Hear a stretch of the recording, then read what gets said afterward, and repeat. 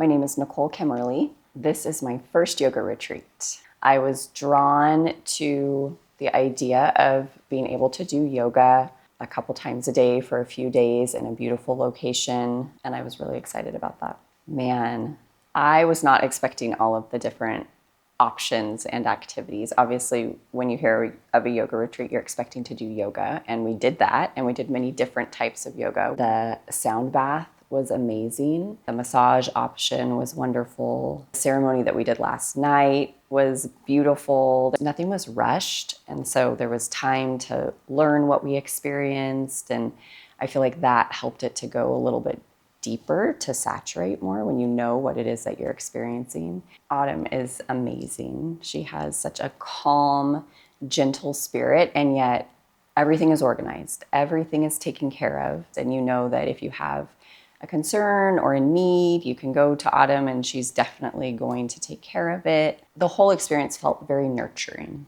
I feel like a new woman. I feel grounded. There's just a peace that I know I'm going back to my life. It's very busy, but I feel like I will be able to stay more regulated even through the busyness of life.